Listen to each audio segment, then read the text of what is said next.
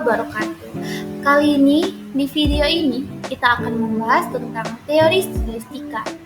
Nah, apa itu stilistika? Stilistika atau ilmu gaya bahasa merupakan cabang ilmu linguistik yang memfokuskan diri pada analisis gaya bahasa. Stilistika sendiri diambil dari kata dalam bahasa Inggris, yakni style atau gaya dalam bahasa Indonesia. Kajian mengenai gaya bahasa dapat mencakup gaya bahasa lisan, tetapi stilistika cenderung melakukan kajian bahasa tulis termasuk karya sastra.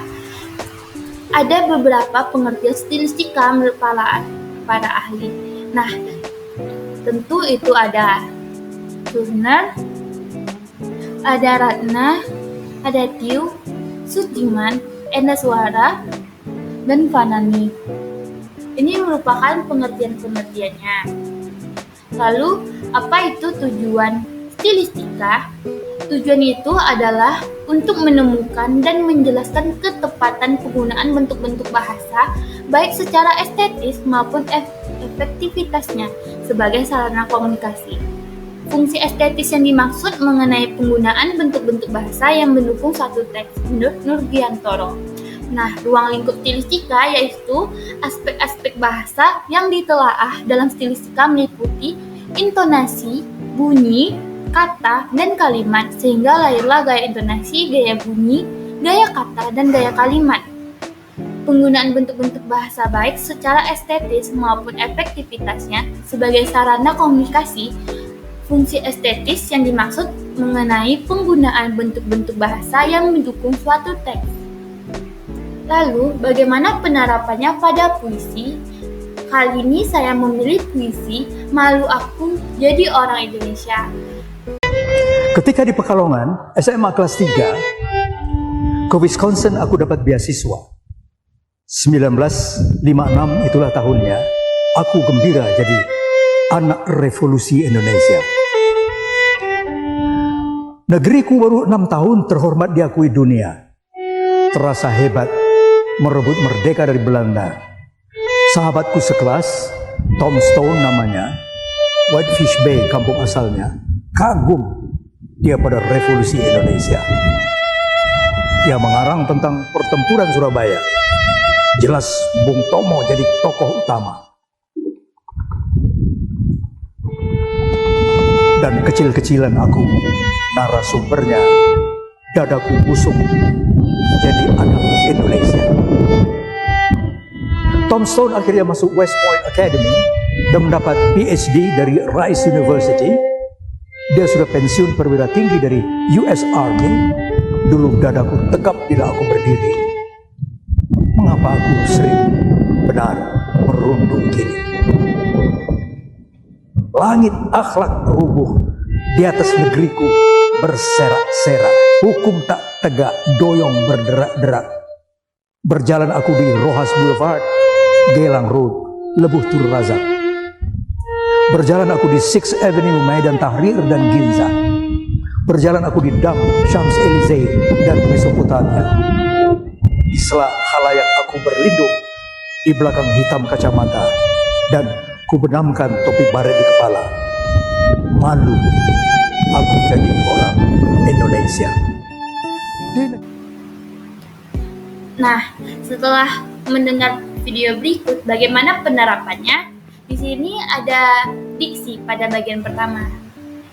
Penyair menggunakan kalimat, "Aku gembira jadi anak revolusi Indonesia."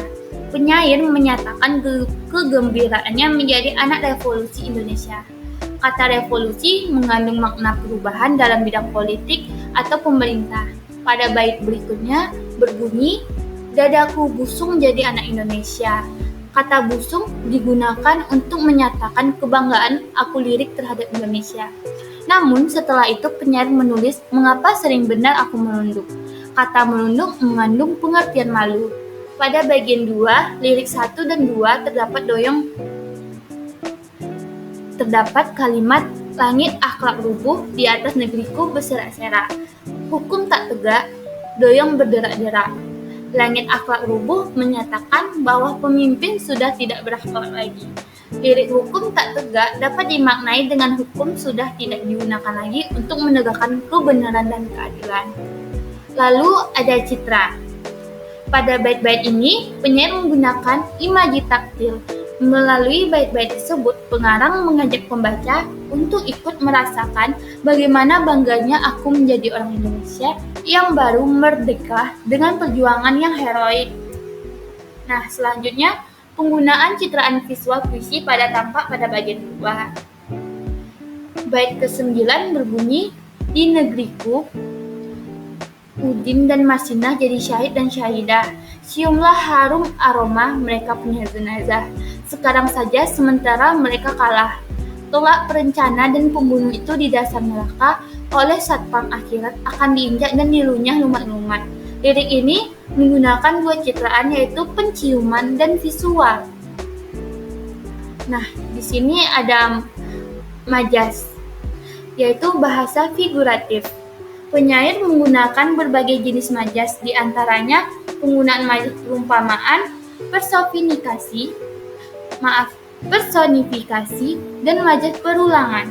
Penggunaan ini bertujuan agar puisi ini semakin indah sehingga mampu menarik perhatian pembaca.